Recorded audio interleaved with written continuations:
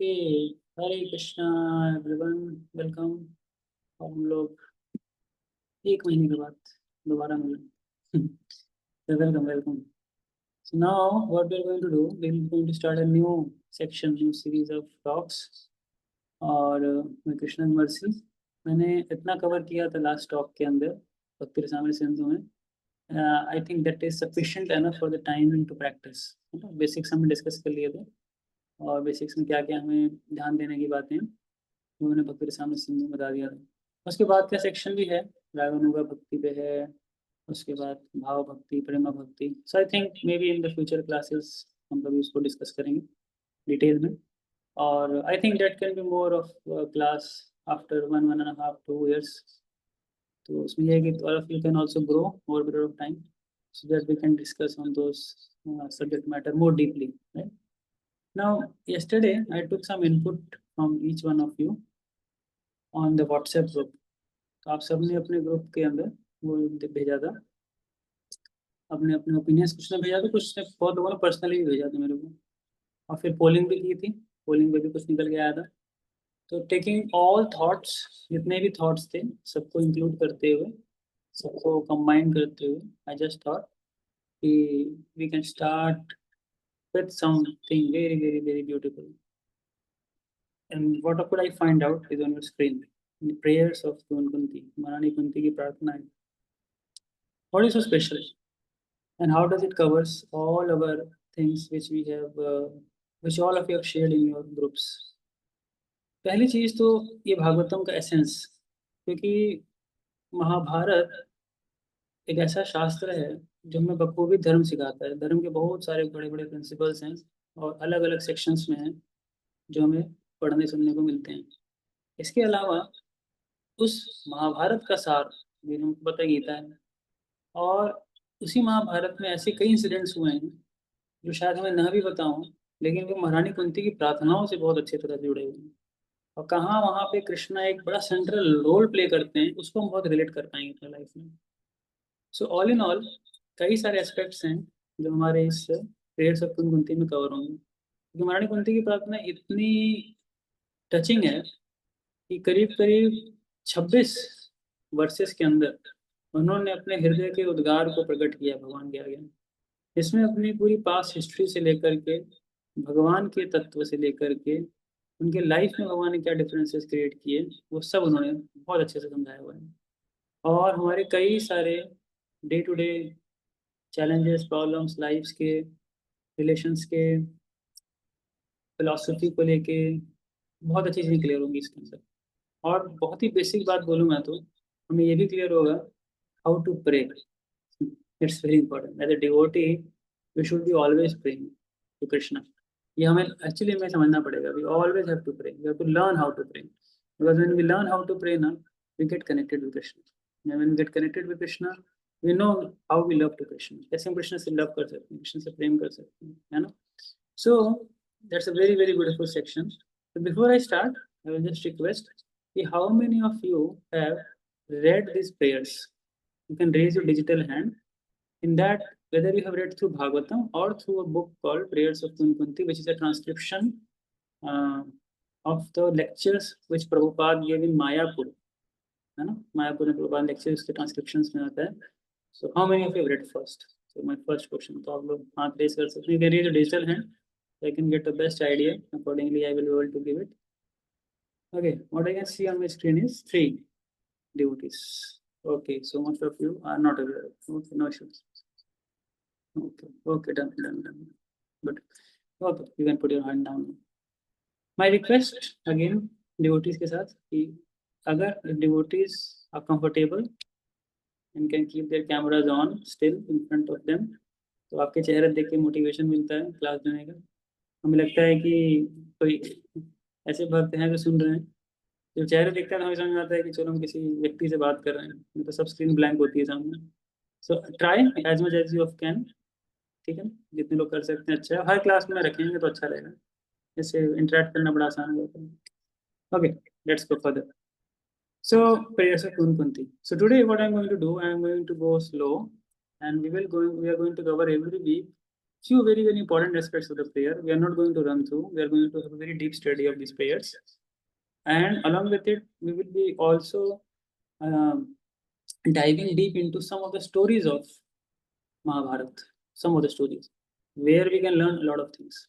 Especially, I will try to take those stories and sections which are instructive, especially the instructions which was given by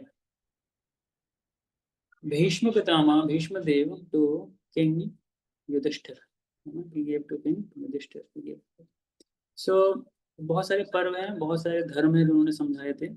So roll on, going on, we will discuss those things. Okay, so let's begin. So the first prayer.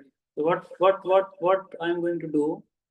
One more thing I have added in these presentations now, that every class we will take some very very deep prayers from Chaitanya Charitamrita, which Kaviraj Goswami has composed just to beg the mercy of Lord Chaitanya Mahaprabhu.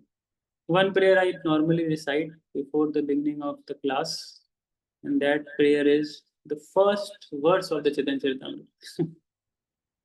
First one, first you can the second one, the first exactly, second one, especially to Lord Chaitanya Mahaprabhu Nityananda Prabhu. Vande Shri Krishna Chaitanya Nityananda Sahodito Gaudade Pushpavanto Chitra Sambhu Tamonudo. Why we recite these prayers? What is the reason to recite these prayers? Because Lord Chaitanya Mahaprabhu and Lord Shri Nityananda Prabhu, both of them are like the sun and the moon. दोनों एक सूर्य और चंद्रमा के समान है, और उनसे प्रार्थना इसलिए करते हैं कि जैसे उनका उदय गौड़ देश में हुआ ना दोनों का, वैसे हमारे हृदय के अंदर हो. तो जब हृदय के अंदर दोनों हमारे उदय होगा ना उन दोनों का, चंद्रमा और सूर्य के रूप में, तो हमारे हृदय का क्या करेगा, अंधकार नष्ट करेगा. और हम यही चाहते हैं, उनकी कृपा इस रूप में आए हमारे ऊपर. जब अंधकार नष्ट होगा तो हम अपने आप को देख पाएंगे, भगवान को देख पाएंगे, और चीज़ों को सही से समझ पाएंगे. So that's not my goal. My program is okay. So let's recite this prayer. Sa prasidatu chaitanya devo yasya prasadata tarlila mamani yogya sadyasya dadhamopiham apayopihayam. So what it says, I wish the grace of Lord Chaitanya Mahaprabhu, by whose mercy even one who is fallen can describe the pastimes of the Lord. You can describe the pastimes of the Lord. So भगवान चैतन्य महाप्रभु कृपा के बिना भगवान के pastimes को describe करना आसान नहीं. It's not so easy. So let's pray to Chaitanya Mahaprabhu that we can understand what Maharani Kunti is to say. So this is the first verse. So before we recite the first verse, a brief history of Mahabharata आपके आगे रखना चाहूँगा. बहुत सारी histories आएंगी बीच में, but brief one. महारानी कुंती कितनी महान थी इस बात को समझना होगा हमें. महारानी कुंती का विवाह हुआ था किनसे? So let's have quiz. That will be better. Quiz करते हैं, ज़्यादा अच्छा होगा बोलने से. So what you can do, just take the chat box and keep typing. So who was the husband of Maharani Kunti? Okay, पहले लगता है किसी को पता था answer. Okay, Pandu Maharaj, good. What was the name of the other wife of Pandu Maharaj?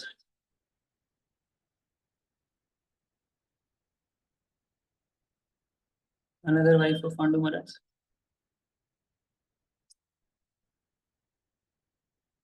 Surprisingly, किसी को नहीं पता? ना. हाँ, okay, Manish was right. Madhuri. Good guess, Mridula and Madhuri. So Madhuri. So let's go to back history of Mahabharata. मैं question ऐसे करूँगा, quiz करके पूछता रहूँगा आपसे, ठीक है. तो राजा शांतनु थे, जिनसे एक्चुअली सारा का सारा शुरू हुआ था स्टोरी महाभारत की. और राजा शांतनु का जो विवाह हुआ था वो गंगा से हुआ था. और गंगा से जब हुआ तो हम जानते हैं, बहुत लंबी स्टोरी, 8 वासुओं को जन्म दिया था गंगा ने. बट क्योंकि 8 वासुओं की वो थी, 7 वासुओं को पहले उन्होंने गंगा ने बहा दिया था. एक बच गया था भीष्म, लेकिन उसको बचा लिया था शांतनु महाराज ने. और फिर फाइनली हुआ क्या था, शांतनु महाराज ने बचा लिया भीष्म को, तो गंगा ने गंगा वापस चली गई थी अपनी सेलेस्टियल अबोर्ड्स। शांतनु महाराज को क्या था, अब एक समय आया ऐसा कि उनको आकर्षण हुआ था मचगंधा, है ना, मचगंधा, उनके शरीर से मछली की वो आती थी। क्या नाम था उनका, गेस करो। या गेस करने से अच्छा लिखो उसको, क्या नाम था। नहीं नहीं नहीं नहीं, अम्बिका तो बहुत आगे चले गए। What was the name of the wife of Shantanu Maharaj, simple question. मैंने मचगंधा बोल के थोड़ा सा आपको आइडिया दे दिया।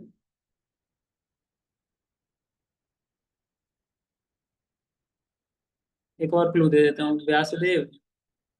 नहीं नहीं, गंगा तो पहले थी। व्यासदेव की मम्मी, व्यासदेव की मम्मी, अब बताओ।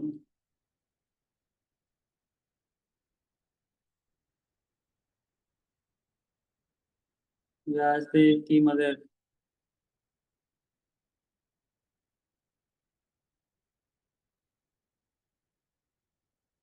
हाँ वेरी गुड, गूगल तो नहीं किया ना, तो टाइम ज़्यादा दिया था मैंने, ये विश्वास से चल रहा हूँ कि आपको गूगल नहीं कर रहा बैठ के वहाँ पे। हाँ ठीक है, अच्छा है, ईमानदारी, सत्यवती, बट सत्यवती।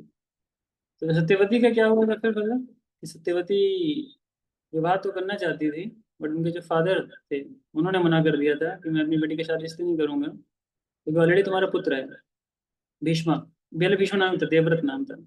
ऑलरेडी तुम्हारा पुत्र देवव्रत है जो, तो ये देवव्रत ही राजा बनेगा, मेरी बेटी का तो बेटा राजा बनेगा नहीं। तो अगर मुझे ये वचन दो कि मेरी बेटी का बेटा राजा बनेगा, तभी मैं करूंगा ये विवाह।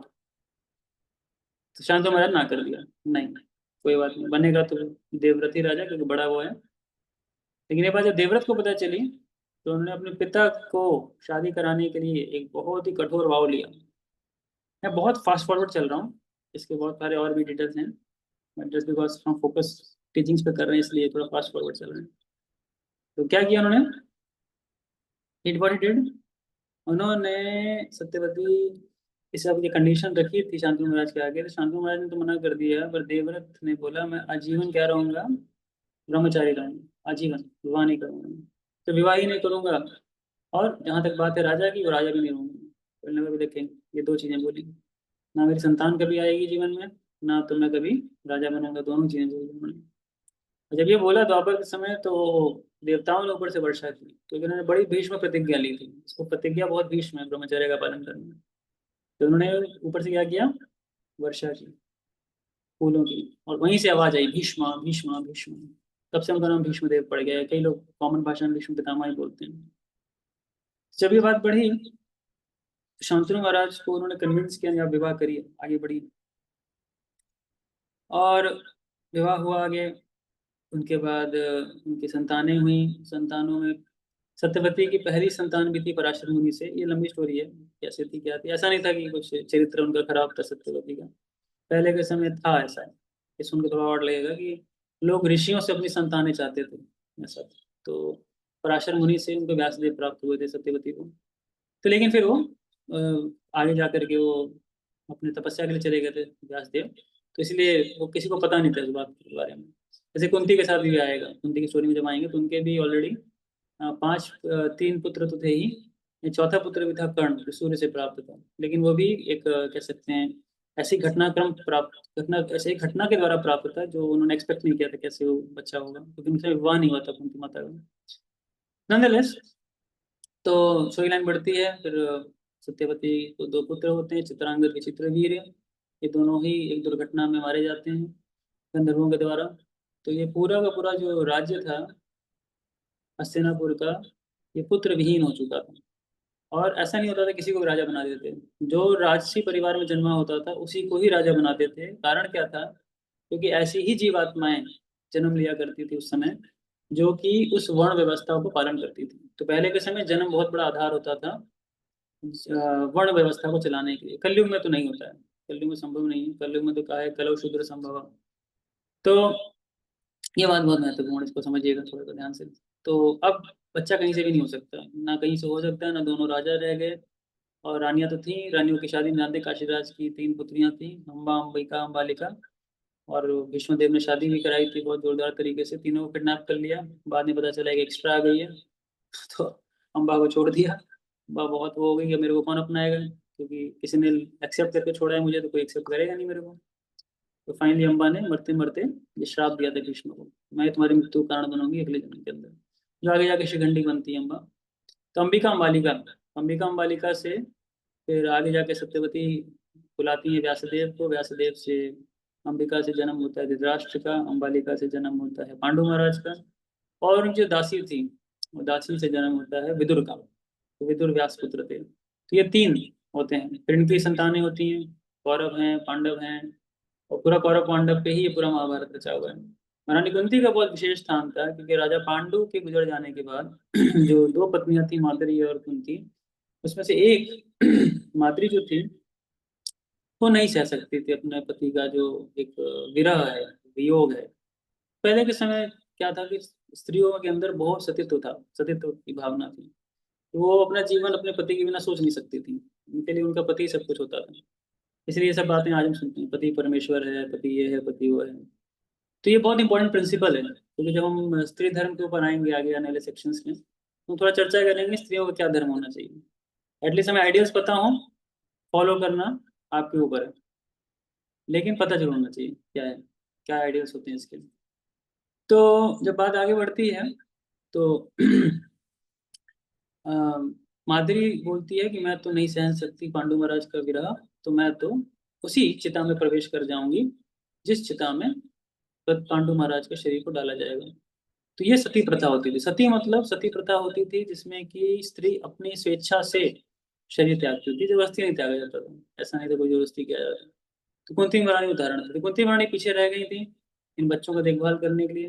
कुंती महारानी ने बचपन में दुर्वासा ऋषि की बहुत सुंदर सेवा की थी, बहुत अच्छी सेवा की थी, उससे प्रसन्न होकर उन्होंने वरदान दिया था उनको कि तुम क्या करो, अपने पसंद से किसी भी 5 देवताओं को बुला सकते हो और उनसे आप दिव्य पुत्रों की प्राप्ति कर सकते हो।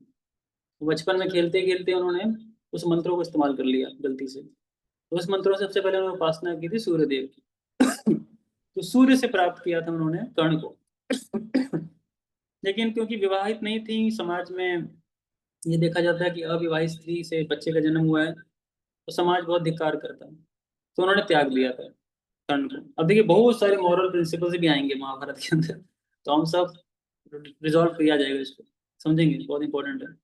तो उन्होंने उसको त्याग दिया था। फिर वो एक शूद्र पुत्र, मतलब एक कारपेंटर, अपनी भाषा में जो, तो कारपेंटर के घर पे रहे थे। और ये एक बहुत बड़ा डिस्क्वालिफिकेशन बना था वो द्रौपदी से स्वयंवर में जीतने का, जो नहीं जीत पाए थे कर्ण। तो चलो वो अलग कंट्रोवर्सी में आगे की बात करेंगे, महारानी कुंती पे ज्यादा फोकस कर रहे हैं। तो महारानी कुंती अब ऐसे करके 3 और देवताओं का आह्वान कराई थी तो अपने विवाह के बाद, क्योंकि राजा पांडु सक्षम नहीं थे कुंती से बच्चों को जन्म देने में, क्योंकि कमजोर थे वो। पांडु मतलब जैसे कि पीलिया, पीलिया का रोग होता है ना, तो पांडु रोग भी बोलते हैं उसको एक भाषा में। तो he had a very weak liver और वीक बॉडी, तो he could not give the birth, नहीं जन्म दे सकते थे। तो उन्होंने ही बोला था कुंती को कि तुमको ये वरदान प्राप्त है, तो तुम क्या करो, तुम इन बच्चों को इन देवताओं से प्राप्त करो। तो उन्होंने प्राप्त किया था एक एक करके, धर्मराज से प्राप्त किया था युधिष्ठिर को, इंद्र से प्राप्त किया था अर्जुन को, वायु से प्राप्त किया था भीम को। तो ये हो गए 4। अब बात आती है माद्री, माद्री कैसे जन्म दे बच्चों को तो माद्री के लिए क्या किया था, माद्री को मंत्र ट्रांसफर किया था इन्होंने, और माद्री प्राप्त की थी अश्विनी कुमार से 2 पुत्रों को, जो कि नकुल और सहदेव, ये थे 5 पुत्र प्राप्त हुए थे। तो माद्री तो गुजर चली गई, इनके साथ पांडु महाराज के साथ, कुंती रह गई इन 5 बच्चों के साथ। अब इन 5 बच्चों के साथ कुंती ने बड़ा ही संघर्ष झेला, बहुत सारे संघर्ष थे कुंती के।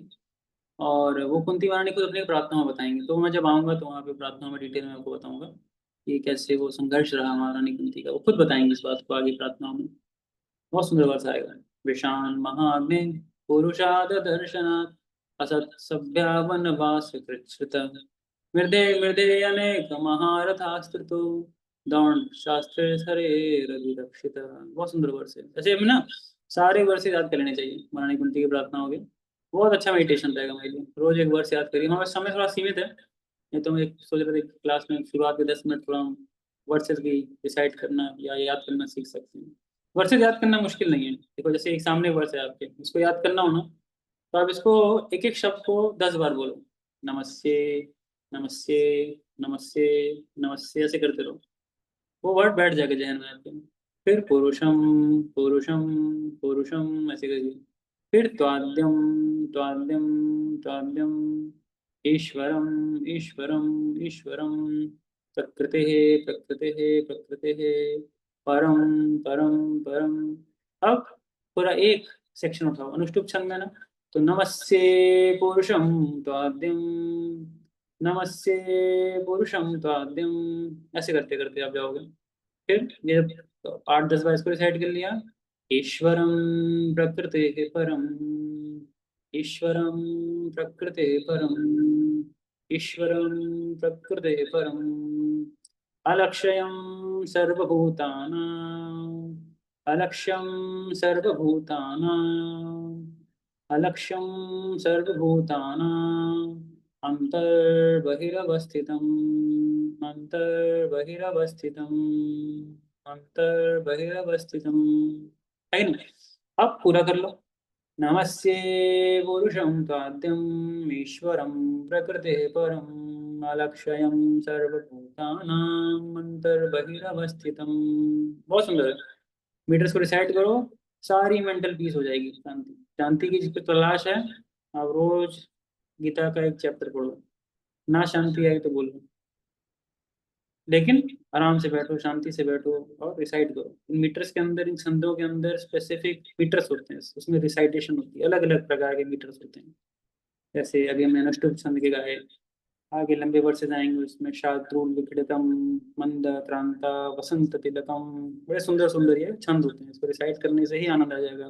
बाकी आध्यात्मिक आनंद तो बहुत दूर है, ये तो मैं भौतिक आनंद की बात कर रहा हूँ। ये भी भौतिक है, आध्यात्मिक नहीं है वैसा कुछ लेकिन ये भौतिक विद्या है, लेकिन सत्वगुणी विद्या है। Music, very refined form of music.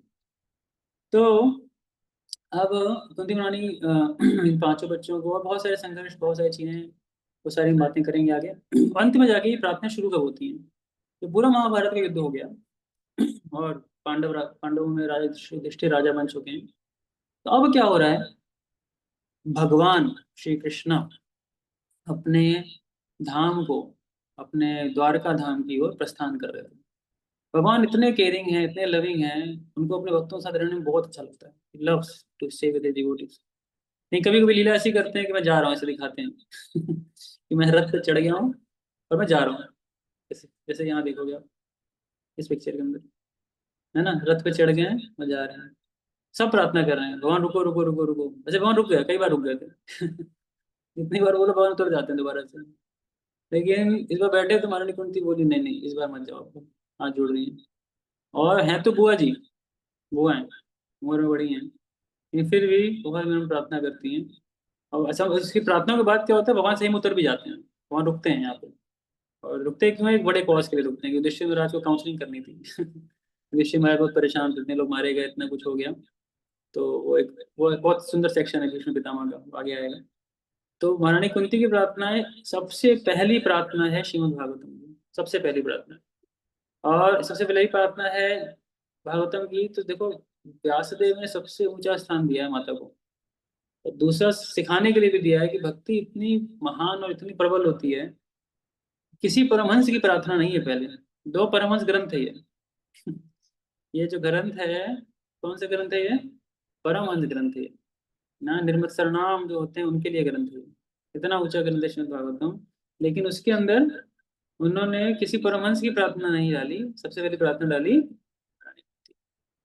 ये दिखाने के लिए कि भक्ति की कितनी महिमा है। वो डिपेंड नहीं करता आप किस बॉडी में, किस स्पीशीज में। ये भक्ति की महानता है कि आप जहाँ पे भी हैं, जैसे भी हैं, भगवान आपकी सुनते हैं इसे ऐसे और मार्ग में नहीं हो सकता, ज्ञान में नहीं हो सकता, कर्म में नहीं हो सकता, बड़ी लिमिटेशन है। कुंती महारानी आगे कहेंगे, वो हम देखेंगे, नेक्स्ट क्लास में देखेंगे स्त्रियों की क्या लिमिटेशन है। स्त्रियां कई सारे पाथ क्यों नहीं फॉलो कर सकती, क्या उसकी कमियां हैं, तो विल सी इट। बट यहाँ पे हम क्या देखते हैं कि महारानी कुंती भक्ति की महिमा स्थापित करती है। Bhakti is so great, even Krishna hears those prayers. भगवान उतर गए रथ से। तो देखिए पहली प्रार्थना, राइट। तो आपने अपने स्थान पे रह के मेरे साथ साथ डिसाइड करिए। कुंती उवाच, नमस्ये पुरुषं त्वाद्यम्, ईश्वरं प्रकृतेः परम्, अलक्ष्यं सर्वभूतानां, अंतर्बहिरवस्थितम्। तुम्हारी कुंती कह रही है देखो भगवान से। अब कोई मेरा भतीजा सामने खड़ा है, मैं उसको प्रणाम क्यों करूं? उसको मेरे पैर छूने चाहिए आगे? नहीं, प्रणाम करेंगे, नमस्ते। नमः नमः अस्ते, नमः अस्ते का मतलब जब आप नमस्ते बोलते हैं किसी को ना, देखो इतना सुंदर कल्चर है हमारा भारतवर्ष का। नमस्ते मतलब नमः, नमः मतलब आपने जैसे नमः शब्द बोल दिया ना, आपने सर झुका दिया सामने वाले के आगे। जैसे आपने नमस्ते बोला, नमः, मैं आपको प्रणाम करता हूँ, नमस्ते। तो नमस्ते, नमस्ते पुरुषम पाद्यम, आप पुरुष हो। एक एक शब्द समझाएंगे, तो मैंने पहले कहा है डिटेल स्टडी है हमारी। थोड़ा फिलोसफी भी है, स्टोरी भी है, सब है इसके अंदर। तो पुरुष, पुरुष का क्या मतलब होता है देखेंगे आगे। तो आद्यम, आप हो। और क्या हो आप? ईश्वरम, प्रकृति है परम, ईश्वर हो आप, प्रकृति से परे हो आप। और अलक्षयम, अलक्षयम, देख नहीं सकते आप, जितना ही प्रयास करोगे नहीं दिखेंगे भगवान। सर्वभूतानां, है ना, सारी जीवात्माएं नहीं देख सकते। अच्छा क्यों नहीं देख सकते फिर? क्या दिक्कत है भाई, कहीं छुपे हुए हैं भगवान? नहीं, वो हर जगह है। कहाँ कहाँ? अंतर बहिरवस्थितम, अंदर भी बैठे हैं तो बाहर ही बैठे हैं, फिर भी नहीं दिखते हैं। है कि नहीं surprising contradictions? Krishna means contradictions, Krishna can not be understood without contradictions. Krishna इतने सरल है ही नहीं, कृष्ण को समझने के लिए आपको कॉन्ट्रडिक्टरी प्रिंसिपल्स को समझना पड़ेगा और उसको हार्मोनाइज करना सीखना पड़ेगा। Till the time if you are not able to harmonize the two contradictory principles, you cannot understand Krishna. And that's why Bhaktivinoda Thakur says it requires a very very strong heart to realize the absolute truth. हाँ, मजबूत हृदय चाहिए परम सत्य को समझने के लिए। ठीक है, मजबूत हृदय है सबका? चले आगे। तो हृदय मजबूत करके सुनना है और समझना है कि भगवान कौन है, क्या है। So let's go one by one. पुरुष, ये पुरुष शब्द बहुत बार आएगा आपके सामने, बहुत बार आएगा शास्त्रों के अंदर। कई बार हम सोचते हैं कि जो पुरुष है वही पुरुष है। नहीं नहीं नहीं, जो पुरुष है, जो पुरुष देह में बैठे हैं वो भी एक्चुअली प्रकृति है। है ना? पुरुष, कंसेप्ट क्या है पुरुष का? पुरुष मतलब होता है जो भोगता होता है, अनु एंजॉयस, जो भोगता है, भोगता है उसको पुरुष बोलते हैं। तो जीवात्मा जब भूल जाती है इस बात को, तो वो सोचती है कि मैं पुरुष हूँ इस संसार के अंदर। इसीलिए भगवान भी देखो यहाँ पे कह रहे हैं, ये तीन वर्सेज आपके सामने आएंगे गीता की 15.16 17 18। ये एक्चुअली त्रिश्लोकी वेदांत का समराइजेशन है। हमें ये तीन श्लोक अगर याद हो जाए, नहीं तो अर्थ याद हो जाए तो बहुत अच्छा रहेगा। वेदांत का समरी है ये तीन वर्सेस, 16 17 18 जो भगवान खुद दे रहे हैं। ऐसे कई इंपॉर्टेंट वर्सेस हैं गीता के अंदर, तो ये 16 17 18, और ये पूरे मायावाद तक का खंडन कर सकता है। लेकिन समाओ मायावादी भी इस पे अपनी कमेंट्री देते हैं। मजेदार बात ये है। तो क्या बोलता है वर्ष? दाविमा पुरुषो लोके शरश्चाक्षर एव च, शरः सर्वाणि भूतानि कुटस्थ अक्षर उच्यते। पढ़िए, कौन पढ़ेगा? एक एक कॉन्टेंट मॉडरेटर चाहिए ना, उचित प्रभाव। There are two classes of beings, the fallible and the infallible. In the material world, every living entity is fallible, and in the spiritual world, every living entity is called infallible. Yes, दो प्रकार के जीव हैं, ठीक है, एकदम clear clear cut है इस संसार में है ना, शर और अक्षर। शर जो इस संसार में आते हैं और अक्षर जो इस संसार से परे हैं। आपने नाम सुना ना अक्षरधाम? दिल्ली में सबने सुना अक्षरधाम। क्या अर्थ है अक्षरधाम का? अक्षर, अक्षर मतलब जो आध्यात्मिक है, जिसका पतन नहीं होता, जो च्युत नहीं है, जो गिर नहीं सकता, वो धाम, अक्षर। तो दो प्रकार के जीव होते हैं, एक आध्यात्मिक जगत में होते हैं इनको अक्षर बोलते हैं, और एक जीव होते हैं जो संसार में रहते हैं तो शर होते हैं। तो द्वाविमा पुरुषो लोके शर च अक्षर एव च, शरः सर्वाणि भूतानि, सर क्या है? पूरे संसार में व्याप्त है ना। कुटस्थ अक्षर उच्यते, और अक्षर क्या है? उनका पतन नहीं होता, दे इनफॉलेबल, वो अपने पुराने अपने अस्तित्व में बने रहते हैं। लेकिन इन सबसे ऊपर एक और पुरुष है जो पुरुषोत्तम है, पुरुषोत्तम, उत्तम है पुरुषों के अंदर। तो ये इस वर्ष के अंदर आता है। उत्तम पुरुष अन्य परमात्मे दार्थः, यो लोकत्रयमाविश्य बिभर्ते अव्यय ईश्वर। Yes, go ahead bro. Besides these two, there is the greatest living and living personality, the supreme soul, the imperishable Lord Himself. who has entered the three worlds and is maintaining them.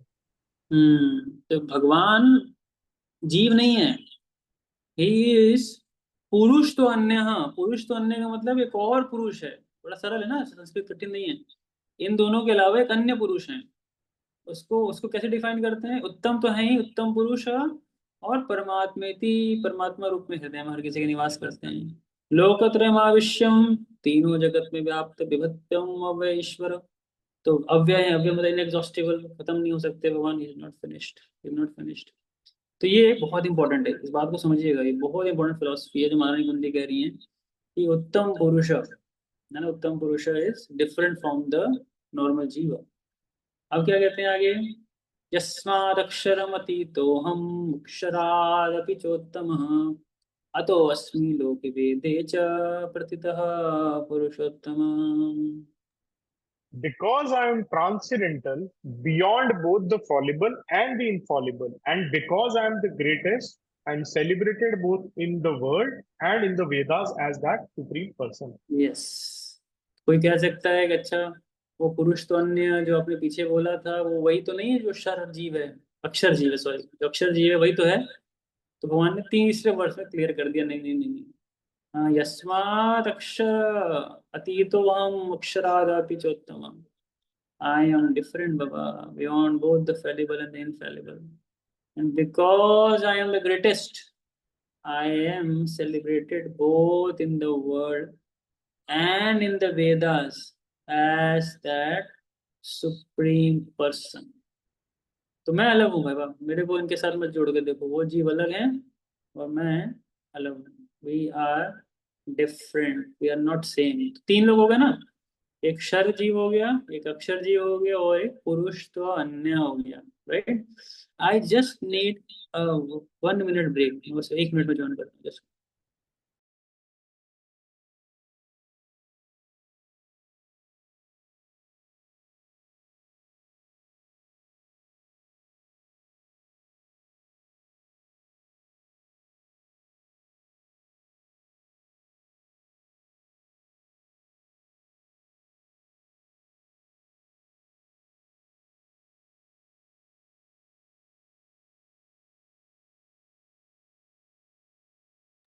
Okay, sorry for the interruption.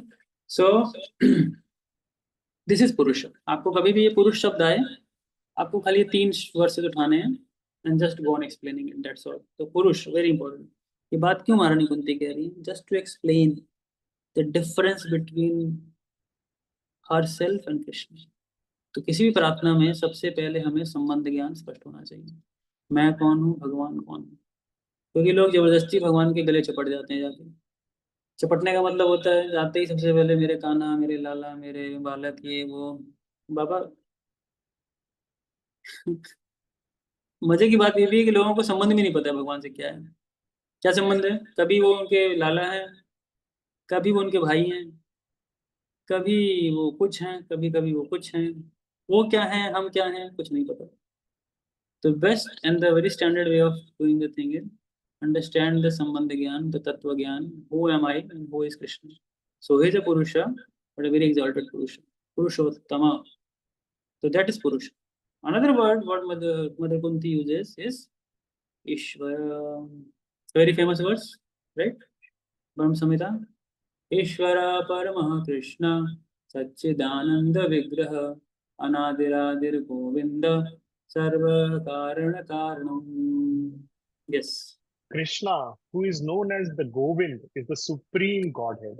He has an eternal, blissful spiritual body. He is the origin of all. He has no other origin, and he is the prime cause of all causes. Yes. Now, very important. Try to understand. ये जो word है सर्व कारण कारणम, ये बहुत गलत समझा जाता है। लोग कहते हैं कि दुनिया में पत्ता भी नहीं हिलता भगवान की इच्छा से, ऐसा बोलते हैं ना जनरल भाषा में। ये नॉट ट्रुथ है, दैट्स ट्रू। और यहाँ पे भी लिखा है सर्व, इसको बहुत नोट करना है, सर्व कारण कारणम। तो इसको ट्रांसलेट क्या किया? He is the cause of all causes. Mind it, mind my words. He is not the cause of all effects. He is not the cause of all effects. He is the cause of all causes. ठीक है, बहुत ही important philosophical point है। Now see here तो ये PPT चल रहा है, हाँ बोल। पीपीटी चला गया, स्क्रीन पीपीटी पीपीटी नहीं आ रही है, ओके ओके वो नहीं हट गई उससे। आ रही मेरी। अभी ट्रीज दिख रहे हैं मुझे तो। हाँ हाँ, ठीक है, पीपीटी तो ठीक है, यही है, और कुछ नहीं स्क्रीन पे, खाली अच्छा पेड़ अच्छा है। अच्छा। ये जानबूझ के पेड़ रखे गए हैं बस। तो ये जो पेड़ आप देख रहे हो इसका बहुत महत्व है इस पेड़ का, ये cause of all causes principle समझा रहे हैं यहाँ पे। तो क्या समझा रहे हैं कॉज ऑफ ऑल कॉजेस, देखो ध्यान से समझना, इस पेड़ में बहुत सारे पेड़ आपको दिख रहे होंगे, हो सकता है आपको एक वैरायटी लग रहे हो, लेकिन अलग अलग वैरायटी के पेड़ हैं ये सारे, अलग अलग वैरायटी है ना। अब देखो ध्यान से सुनो, जमीन एक है, सबके लिए जमीन एक है, जमीन डिफरेंट नहीं है, सबके लिए जमीन एक है, but the vegetation different different है। So point is Krishna is the cause of all causes, का मतलब है कृष्णा एक जमीन के समान है, लेकिन उसमें कैसा पेड़ उगेगा उसको वो सपोर्ट करते हैं, उसको हेल्प करते हैं, उसको बढ़ने में आगे देते हैं, लेकिन वो कौन सा पेड़ होगा ये उस बीज पे भी निर्भर करता है, वो बीज कौन सा है। अगर वो आम का बीज है तो आम का पेड़ होगा, वो नीम का है तो नीम का होगा, वो तुलसी का है तो तुलसी का होगा, जो भी है। ये चीज जमीन नहीं डिसाइड करती, जमीन क्या है, एक इनडिफरेंट, इट्स इनडिफरेंट, लेकिन बेसिस वही है, उसी बेसिस पे क्या होगा सारे पेड़ उगेंगे, और कोई बेसिस नहीं, कोई पेड़ हो ही नहीं सकता जिसका आधार जमीन ना हो। मनी प्लांट भी घर में लगाओगे तो गमला लगाना ही पड़ेगा एटलीस्ट, या कोई लता भी लगाओगे तो कोई तो उसका बेसिस होगा ही होगा, right. It has to have some basis, by default has to have some basis. Krishna वो बेसिस प्रोवाइड करते हैं इस क्रिएशन का, is a cause of all causes but not the effect. Effect इसीलिए जीवों के साथ जो होता है वो एक्चुअली में एक ही चीज समराइज की है विद्वानों ने, कि वो कर्मों के कारण ही है, हम सबके अपने अपने प्रारब्ध कर्म है और उसके हिसाब से हो रहा है। कृष्णा क्या कर रहे हैं, is just giving the platform where we can express our karma. If you go to the 13th chapter of Bhagavad Gita, क्षेत्र क्षेत्रज्ञ उसके बारे में वर्णन आता है। तो जब क्षेत्र क्षेत्रज्ञ का वर्णन आता है तो क्षेत्र को वहां से कंपेयर करते हैं बलदेव विद्याभूषण को, it's like a field, and when it's a field, in the field you can sow an number of seeds, जो भी सीड्स हैं आप उसको सो कर सकते हैं जैसे भी, लेकिन वो जो जमीन है वो सबके लिए एक बराबर है, जमीन में कोई डिफरेंस नहीं है। तो इस पॉइंट को बहुत जरूरी है समझना, क्योंकि भक्त लोग ही नहीं समझ पाते कि what is this cause of all causes. Krishna is the cause of all causes, that's why, इसीलिए उनको ईश्वर बोलते हैं, Ishwar is a controller. Another word हमारी कुंती कहती है प्रकृति है परम, प्रकृति से परे है ना? तो भगवान की प्रकृति है, ये 3 गुणों से बनी हुई, modes of nature, 3 modes of nature, सत्व रजस तमस। ये पूरा हमारा जो 14 भुवन है इसी से बना हुआ है, पूरा ब्रह्मांड इसी से बना हुआ है। इससे ऊपर ब्रह्म है, ब्रह्म द नॉन डुअल सब्सटेंस ब्रह्म। तो वो ब्रह्म का भी आधार, क्योंकि वो प्रकृति से परम है तो वो आधार भी भगवान है। तो गीता में बड़ी सुंदर बात भगवान बोलते हैं, ब्रह्मणो हि प्रतिष्ठाहम अमृतस्यावयस्य च शाश्वतस्य च धर्मस्य सुखस्य एकांतिकस्य च। And I am the basis of the impersonal Brahman, which is immortal, imperishable, and eternal, and is the constitutional position of the ultimate happiness. Yes, the Brahma, तो व्हाट इज द ब्रह्म, ब्रह्म का बेसिस कौन है, Krishna. Krishna is beyond the Brahman also, what to talk about Prakriti. ये बात क्यों कह रही है मालिनी कुंती, क्योंकि आप तो मेरे भतीजे की तरह दिख रहे हो एज इट इज, लेकिन मेरे भतीजे नहीं हो आप, इसीलिए Krishna is very deceptive. Krishna को समझना बहुत मुश्किल है। हम लास्ट में हम जब जाएंगे तो हम एक वर्स दिखाएंगे आपसे कि how like a magician Krishna plays his roles. इन 2 वर्सेस में जस्ट महारानी कुंती अपने संबंध ज्ञान को स्थापित कर रही है कि Krishna is not an ordinary person, right. Next verse, अलक्षयम, है ना, इसको क्या क्या है, नमस्ते पुरुषम त्वाद्यम, हाँ, पुरुषम त्वाद्यम ईश्वर प्रकृते परम अलक्षयम सर्वभूतानाम। अलक्षयम का मतलब है नहीं देख सकते, नहीं देख सकते भगवान, सब जगह व्याप्त हैं लेकिन नहीं देख सकते। तो क्या है देखिए यहाँ पे बड़ा सुंदर ब्रह्म संहिता में होता है, अन्तास्तु कोटिशतवत्सर संभ्रगम्यो वायोरथापि मनसो मुनिपुङ्गवानां सोऽप्यस्ति यत्र पदसिंह्यविचिन्त्य तत्ते गोविन्दमादिपुरुषं अहं भजामि। Yes. I worship Govinda, the primeval Lord. Only the tip of the toe whose lotus feet is approached by the yogis who aspire after the transcendental and betake themselves to the pranayam by drilling the respiration, or by the jnanis who try to find out the non-differentiated Brahman by the process of elimination of the mundane extending over thousands of millions of years. बहुत मेहनत कर रहे हैं लोग भगवान को देखने के लिए। हमें लगता है हम बहुत मेहनत कर रहे हैं।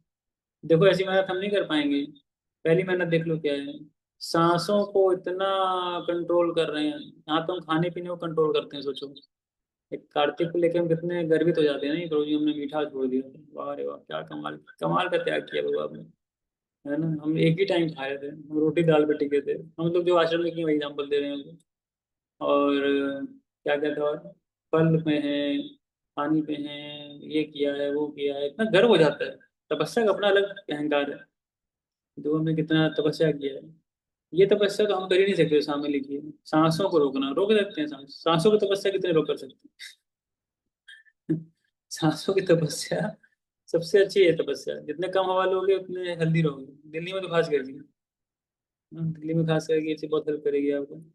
तो ये देखो कितने समय से अपनी सांसें रोक करके, मन को नियंत्रित करके, मन की गति पे हजारों हजारों सालों तक भी वो ट्रेवल करें तो भी बताते हैं यत प्रपदसिन विचिंत तत्वे, भगवान के चरणों से निकलने वाली जो एक खाली रे है ना, एक बिंदु, उसको भी नहीं क्या कर सकते, देख सकते। It's very very difficult, I don't understand. अलक्षयम, इसी तरह जो बड़े बड़े विद्वान वैज्ञानिक लगे हुए हैं ना इस सृष्टि के तथ्य को समझने के लिए, just a waste of time. तो बात कर रहे थे waste of time. Why waste of time? Because भगवान ऐसे नहीं समझे जाएंगे। ये तो मुनिजन नहीं समझ पा रहे। मुनिजन सोचो, ये बॉडी को योगा में, सांख्य के अंदर एक मशीन माना जाता है। गीता में भगवान ने बोला ना, यंत्रारूढ़ानि माया, दिस इज अ मशीन। आप एक्सटर्नल मशीन्स के द्वारा क्रिएशन को समझने की कोशिश कर रहे हो। और योगी ज्ञानी कौन होते हैं? जो इस बॉडी को एक मशीन मानते हैं, इस मशीन के द्वारा उस ट्रुथ को जानने की कोशिश करते हैं। मतलब सोचो, इस बॉडी मशीन से बढ़कर कुछ नहीं उनके लिए। आप समझो बात को। ये मशीन से बढ़कर ये बॉडी कुछ नहीं उनके लिए, इतना ज्यादा उनका सेल्फ कंट्रोल है। फिर भी फिर भी वो नहीं समझ सकते किनको? परम भगवान को। ये है, कितना मुश्किल है। अलक्ष्य है, अलक्ष्य है ना, सर्वभूतान। ऐसा ही एक असुर रहा है पास्ट में। सबने देखी है मूवी। ऐसा असुर रहा है, वो भी ऐसे ही करता था, बहुत तपस्या की उसने। सोचो 36,000 साल मंदरा पर्वत पर जाए, कौन तपस्या करेगा? ऐसा तपस्या इस असुर ने किया, इतना कुछ किया, योग शक्तियां थी, पूरे ब्रह्मांड का मालिक बन चुका था वो। और फिर वो उससे भी, उसको भी नहीं दिखे भगवान, लेकिन दिखे किसको? छोटे बच्चे को, प्रहलाद को। भक्ति थी ना उसके अंदर।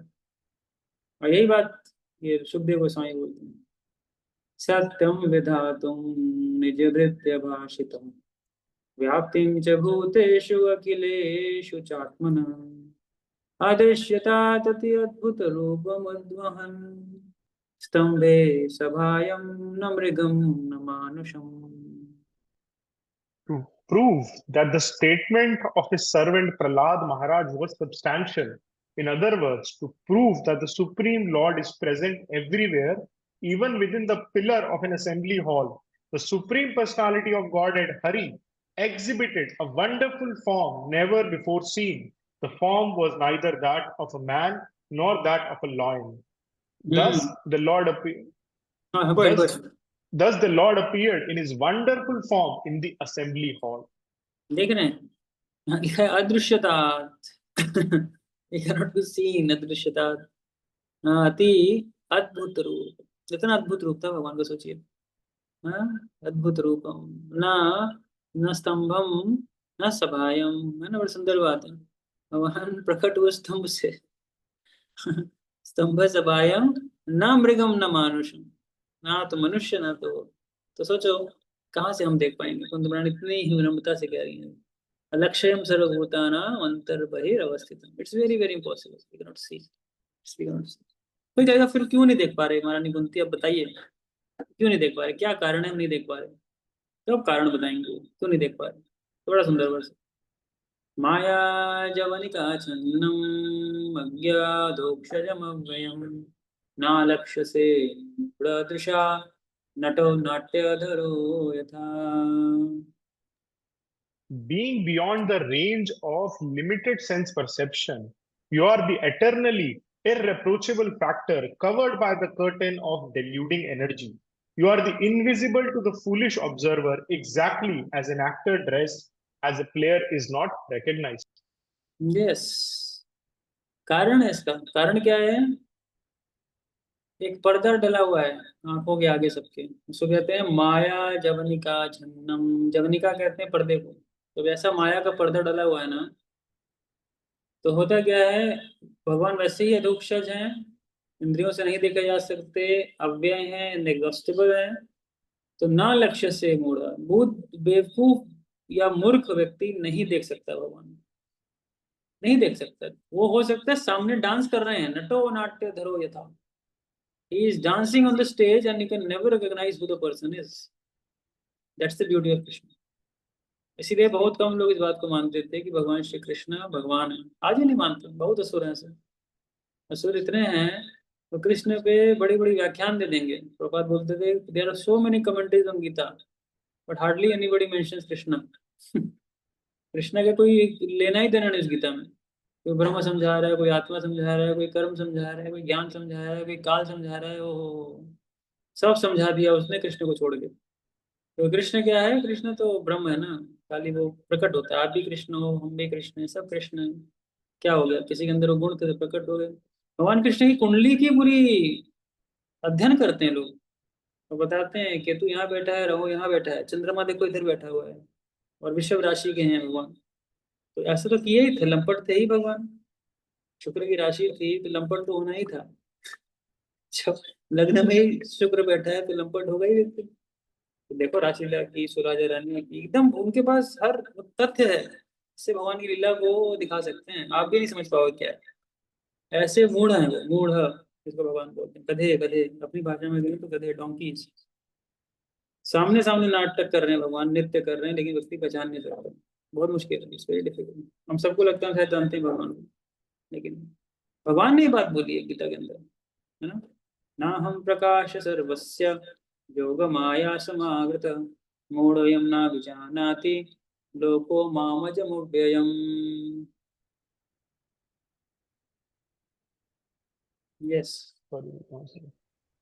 I am never manifest to the foolish and unintelligent. For them, I am covered by my internal potency, and therefore they do not know that I am the unborn and infallible. Yes, ना हम प्रकाश, मैं प्रकाशित नहीं होता। किसके आगे? मूढ़ों के आगे। मूढ़ो हम ना भी जानती, मूढ़ लोग नहीं जान सकते मेरे को, है ना। नहीं जान सकते, क्यों? योग माया समावृत, योग माया के द्वारा अब समावृत है भगवान, ढके हुए हैं भगवान। Krishna is covered by the Yogamaya, so you can not see Krishna unfortunately. एक बार ऐसे ही कुछ लोग खड़े हो गए थे, एक व्यक्ति आकाश की ओर देख रहा था, ऐसे इशारा कर रहा था आकाश की। दूसरा व्यक्ति आता है उसके पास और बोलता है कि देखो, मेरे को भगवान दिख रहे हैं, भगवान वो आकाश में।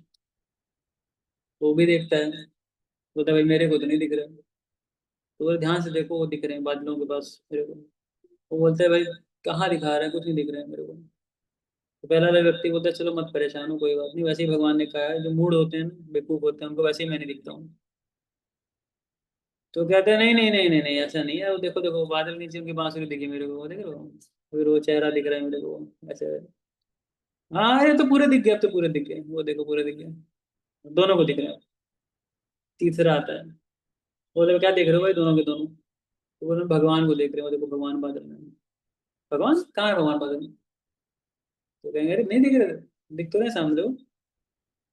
तो फिर नहीं दिखे तो ऐसे मत परेशान हो, मत परेशान हो। भगवान ने गीता में बोला ना, नाम प्रकाश है सर्वस्व योग माया संग। बेवकूफ लोग नहीं देख सकते मेरे को। बोला अरे अरे देखो तो मोर पंख दिख रहा है मेरे को, देखो मोर पंख है वो। फिर देखो उसके नीचे चेहरा दिख गया, हाँ तो दिख रहा है, बिल्कुल स्पष्ट दिख रहा है। तीनों को दिखने लगे अब।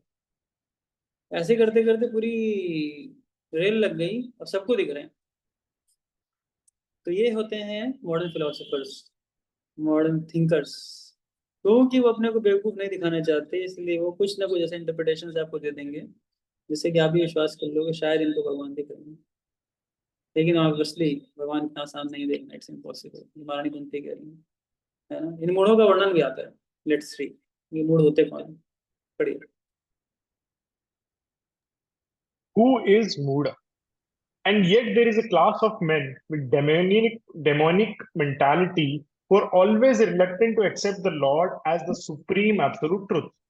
This is partially due to their poor fund of knowledge and partially due to their stubborn obstinacy, which result from various misdeeds in the past and present. Such persons, such persons could not recognize Lord Sri Krishna even when he was present before them. Another difficulty is that those who depend more on the imperfect senses cannot realize him as the supreme Lord. Such persons are like the modern scientists.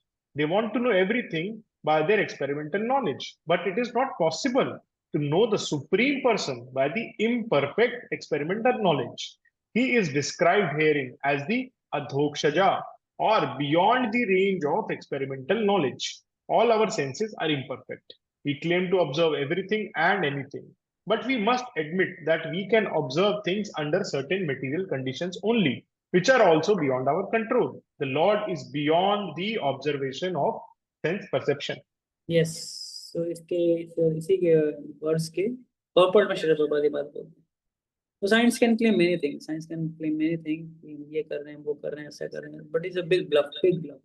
आज की date में सबसे बड़ा bulb game और कोई खेल रहा है संसार के अंदर, so they are the scientists who are playing it, and lot of money is going on research, investigations, and finding new discoveries with a new hope we'll be able to solve the problems of life.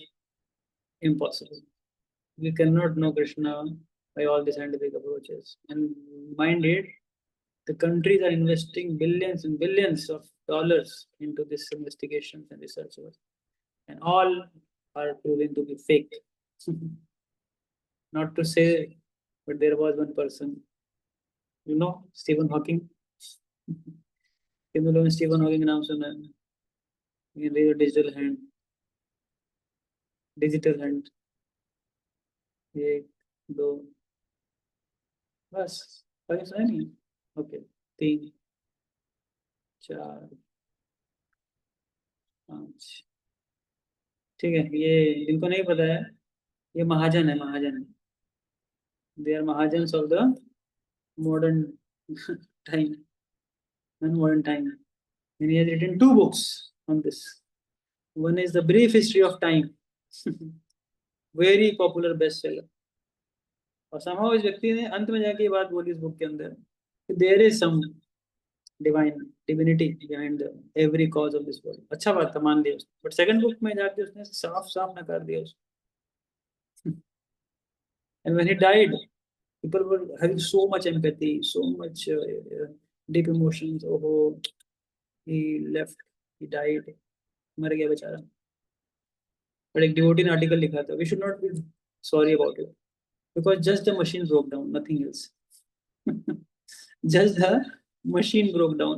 Machine थी ना वो, खराब हुई, मतलब क्या दिक्कत है? Why you are investing so much emotions? क्योंकि ये जब इन लोगों के ऊपर जब हम इन्हीं की फिलोसफी लगाते हैं तो बड़ा इनको वो लगता है, how the specialist can say us like that.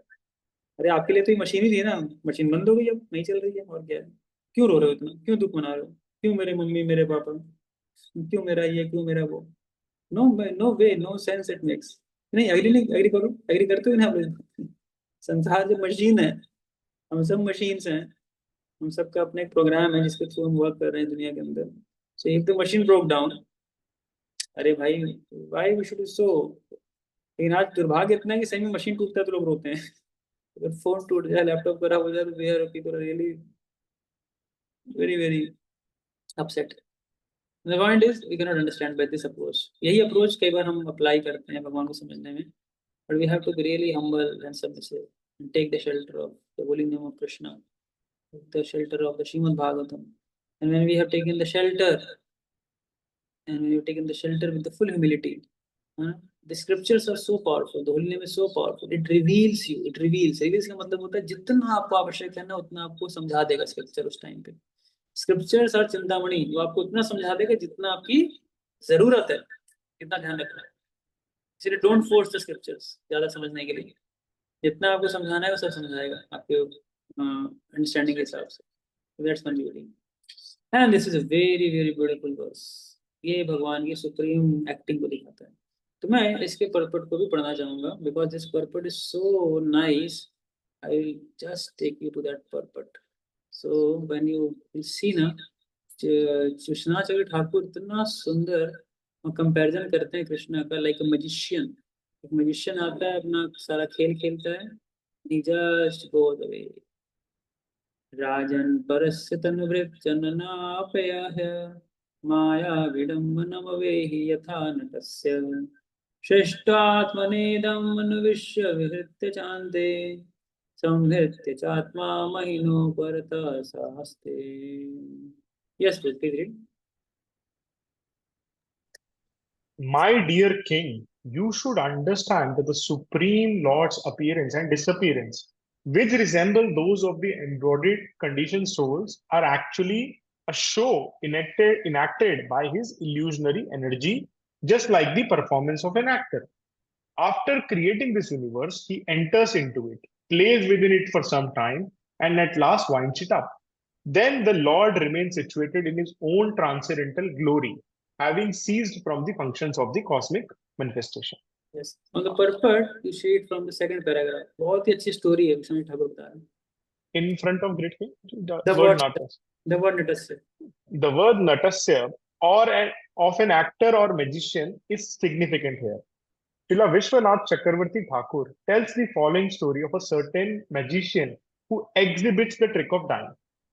In front of a great king, a magician approaches a stack of valuable garments, jewels, coins, and so forth, all placed there by the king. Taking a jeweled necklace, the magician tells the king, "Now I am taking this necklace, and you can't have it." And he makes the necklace disappear. "Now I am taking this gold coin, and now you can't have it," he says, and makes the gold coin disappear. Next, challenging the king in the same way, the magician makes even 7,000 horses disappear. Then the magician creates the illusion that the king's children, grandchildren, brothers, and other family members have attacked each other and that nearby all are dead from the violent quarrel. The king hears the magician speaking and at the same time observes these things taking place before him as he sits in the great assembly hall. Then the magician says, "O king, I no longer wish to live. Just as I have studied magic, so also by the mercy of the lotus feet of my guru, I have learned the mystic meditation of yoga. One is supposed to give up one's body while meditating in a holy place, and since you have performed so many pious activities, you are a holy place yourself. Therefore, I shall now give up my body." Thus speaking, the magician sits down in the proper yoga posture, fixes himself in pranayam, pratyadhara, dharan, dhyan, and samadhi, and becomes silent. A moment later, a fire generated from his trance blazes forth out his body and burns it to ashes. Then all the wives of the magician, distraught with lamentation, enter into that fire. 3 or 4 days later, after the magician has returned to his own province, he sends one of his daughters to the king. The daughters tell him, "O king, I have just come to your palace, bringing along with me invisibly all your sons, grandsons, and brothers in good health, along with all of the jewels and the other items given by you. Please, therefore, give me whatever you consider fitting remuneration for the wisdom of the magic that has been exhibited before you. In this way, even by ordinary magic, one can simulate birth and death. It is not difficult to understand, therefore, that the supreme personality of Godhead, although transcendental to the laws of nature, exhibits his illusionary potency so that ordinary fools will think that the Lord has left his body like a human being. Actually, Lord Krishna returned to his abode in his own eternal body as confirmed throughout the Vedic literature." तो ये है नटो नाट्य धरो यथा, नटो नाट्य धरो यथा। भगवान इस प्रकार से ड्रामा करते हैं, इस प्रकार से नाटक करते हैं कि अच्छा अच्छा आदमी एकदम हो जाता है। इसीलिए जब तक भगवान धराधाम पे थे ना, पांडवों के अलावा एक दो और भक्त होंगे जो भगवान को मानते थे। इसका सबसे बड़ा प्रमाण था शिशुपाल ने जब भगवान की निंदा शुरू की थी रासु यज्ञ के दौरान। तो पांडवों में सहदेव उठ करके भगवान का बहुत गुणगान शुरू किया, बहुत। और वो जितने सभा में राजा थे, कई लोग शिशुपाल की बातों से सहमत थे। हाँ यार, ठीक तो कह रहा है, ये गौ चराने वाला है, ये ऐसा है, ये ऐसा, ये राजा कैसे बन सकता है, इसकी अग्र पूजा कैसे हो। भाई इससे बड़े बड़े लोग यहाँ बैठे हैं, भीष्म देव बैठे हुए हैं यहाँ पे, धृतराष्ट्र बैठे हुए हैं यहाँ, गुरु द्रोणाचार्य बैठे हुए हैं यहाँ पे, कृपाचार्य बैठे हैं, इतने लोग बैठे हैं। इनको छोड़ के ये, इसका तो पता ही नहीं क्या इतिहास है शक्ति का, इसको बैठा दिया अग्र पूजा में। इतना शिशुपाल ने बड़ा निकाली थी अपनी। लेकिन अब देखो, कुछ ही लोग जानते हैं इस बात को। भगवान परम पुरुष, गांडव थे, कुंती महारानी थी, भीष्म पितामह थे। तो बहुत मुश्किल है, भगवान इस तरह से ड्रामा करते हैं ना, इसको समझ पाना बहुत मुश्किल है। इसलिए हमें बहुत बहुत बहुत कृपा चाहिए भगवान की, वैष्णवों की, और भक्तों की, गुरु की, ताकि हम भगवान को समझ सकें। ठीक है, इस प्रकार से हमने 2 वर्सेज आज कर लिए, और हम सब अब नेक्स्ट वीक जब मिलेंगे आगे हम और देखेंगे कि महारानी कुंती और अपनी प्रार्थना में क्या कहती हैं। ठीक है, हरे कृष्णा कृष्णा कृष्णा हरे हरे, हरे राम राम हरे। Okay, so now let's have some question and answers. So you can raise your hand and I can call one by one. So go ahead, Namuchuk. Hare Krishna ji, thank you इसको स्टार्ट करने के लिए। तो जी मेरा एक क्वेश्चन था, पहले भी हम लोग इसको पीछे से पढ़ते आ रहे थे एनओडी से, कि 64 क्वालिटीज हैं। आज हम पुरुष के बारे में पढ़ रहे हैं, और पुरुषोत्तम एक वर्ड मैं थोड़ा समझना चाह रहा हूँ। उत्तम यूजुअली कंपैरिजन की टर्म्स में बोला जाता है कि ये व्यक्ति है, फिर ये उससे उत्तम व्यक्ति है और ऊपर व्यक्ति है। अब जो मेरी अंडरस्टैंडिंग है कि भगवान ही परम पुरुष हैं, बाकी सब हम प्रकृति हैं। तो मैं ये समझना चाहता हूँ कि उसके अलावा पुरुष है कौन? क्या वो इटर्नल पुरुष है, क्या कुछ टेम्परेरी पोजीशन, जैसे हम एक बॉडी ले रहे हैं, अगर भगवान ही पुरुष है तो ये वर्ड पुरुषोत्तम एक मेरे को समझने में थोड़ा डिफिकल्टी हो रहा था, एक। और सेकंड चीज, जब एक भगवान, एक ही करके हाँ, चलते हैं। ठीक है, तो पहला क्वेश्चन है, उत्तम शब्द एब्सोल्यूट सेंस में है यहाँ पे, नॉट द रिलेटिव वन। तो अच्छा, एब्सोल्यूट में उनसे ऊपर कोई है नहीं। अब जीवों की बात करें तो जीव को भी यहाँ पुरुष की संज्ञा इसलिए दी गई है क्योंकि पुरुष भी भौतिक प्रगति को भोगता है, एक भोक्ता मान करके, इसीलिए वहां पुरुष की संज्ञा है। अन्यथा जो जीव है वो भी वास्तविक रूप से क्या है, प्रकृति है, मतलब प्रकृति, पुरुष। तो पुरुष उत्तम इज एब्सोल्यूट। ठीक है, ठीक है भैया। अब तो जी सेकंड आता है, जब भगवान एक्सपैंड करते हैं, जैसे हम देखते हैं कि lord Krishna expansion to various expansions, और उसमें भी कई सारे तरह के आते हैं, तो उसमें हम क्वालिटीज के बारे में बात करते हैं। अब जैसे यहाँ पे जो जीव का रिलेशन है वो एटर्नल है, वो छुप रहा है because of the illusionary energy, और भगवान भी यहाँ पे उसको योग माया माया के द्वारा उसको छुपा रहे हैं। जब भगवान अपने एक्सपेंशन करते हैं, भगवान एब्सोल्यूट है, और हम उसको भी समझते हैं कि भगवान में से एब्सोल्यूट भी निकाले तो भगवान फिर भी पूर्ण है, हर तरह से भगवान पूर्ण पुरुषोत्तम है। तो जब हम बाकी क्वालिटीज की बात करते हैं, तो वो एग्जीबिशन को लेके होता है या फिर किसी एनर्जी से छुपाया जाता है? 64 की बजाय 60, 40, 80 नंबर जो दिया जाता है, ये भगवान तो एब्सोल्यूट ही है, चेंज नहीं हो रहा उनका, तो ये किस सेंस में दिया जाता है? क्या भगवान उसको छुपा रहे हैं फीचर को, या एग्जिबिट नहीं कर रहे हैं इसीलिए दिया जाता नहीं, कुछ भी नहीं कर रहे, ना ना छुपा रहे हैं ना एक्सिबिट कर रहे हैं, वो एक्सिबिट भी कर रहे हैं और वो छुपा भी नहीं रहे हैं। रीजन है कि हमारे आगे एक पर्दा है, हमारे आगे बादल है। जैसे कि मान लो एक सिंपल उदाहरण दें, जैसे सूर्य है। अब सूर्य के आगे अगर बादल आ जाए तो बादल है छोटा सा, लेकिन हमारे विजन को ब्लॉक किया हुआ है, हमारे विजन सूर्य से ब्लॉक्ड है। लेकिन ऐसा नहीं कि उस बादल ने पूरे आकाश को कवर कर दिया जिससे कि उस सूर्य के गुण नहीं दिख सकते, सूर्य की रोशनी नहीं दिख सकती। So that's like a very insignificant portion which has been covered just for our eyes. है। Okay, So it's not like Krishna is not exhibiting, he is exhibiting. We have to remove that curtain. हमें उस curtain को हटाना पड़ेगा.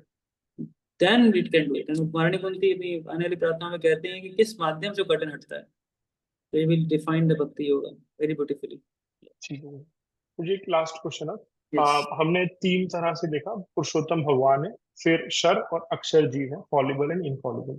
जो जीवात्मा को हम फॉलिबल बोलते हैं हमेशा, और कंडीशन सोल बाद में, अगर इसी रियलाइज एटर्नल रिलेशन, तो वो फॉलिबल रहती है कि डेफिनेशन तो है, क्या वो इनफॉलिबल तो नहीं बन सकती क्योंकि वो नित्य पार्षद नहीं है भगवान के, Hmm. लेकिन फिर भी स्पिरिचुअल स्पेस में या अपने एटर्नल प्लेस में जाने के बाद हम वापस नहीं आते हैं। It is the process we are trying to understand, कि एक बार अब हो गया, on once we realize our position, once we understand our dharma, once we understand our love and position for Krishna, we are not going to come back to this material world unless he is sending for service. तो क्या वो तब भी fallible की संज्ञा से रहेगी, या उसको ये कहें लिबरेट हो चुकी है, या he has gone back? Eternally liberated नहीं है, मतलब लिबरेटेड है। मैं इस चीज को समझना चाह रहा हूँ, क्योंकि इनफॉलिबल का मीनिंग मैं समझ रहा हूँ भगवान के नित्य पार्षद।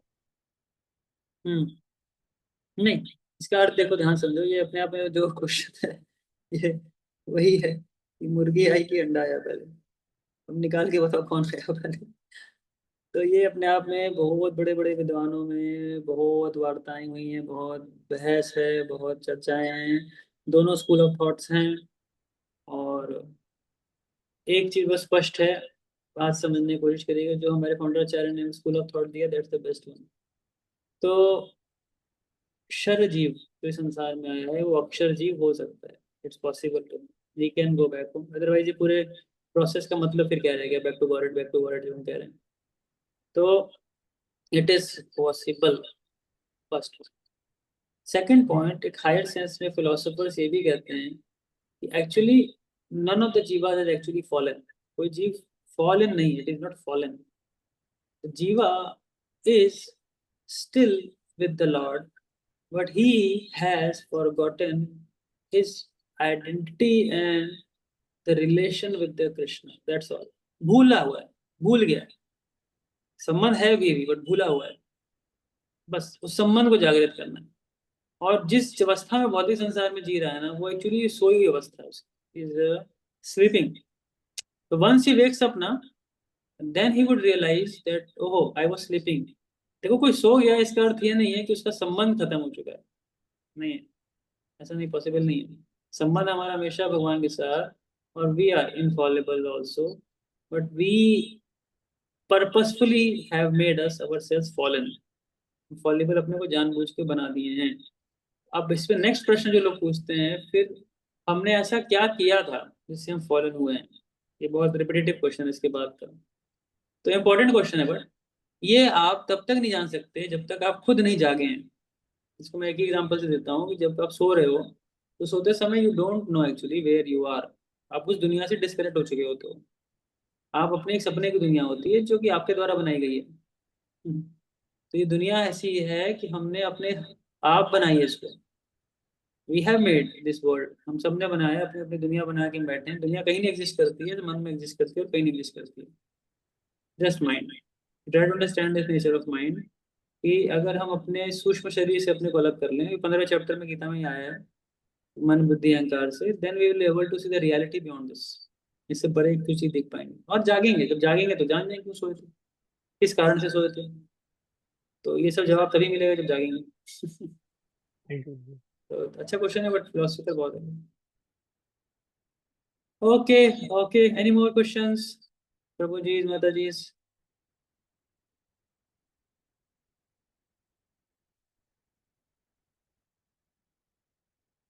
Okay, so okay, so should I stop now, for the day now? We will stop, and next time we will go for the another 2 verses. ठीक है, हरे कृष्ण। चलिए, प्रभुपाद की थैंक जय, जय अनंत कोटि जय वैष्णव की जय, महारानी कुंती की माता जय, श्री जय भागवत की जय, निताई गौर प्रेमानंद जय। Hare Krishna, thank you. हरे कृष्ण, हरे कृष्ण। हरे कृष्ण।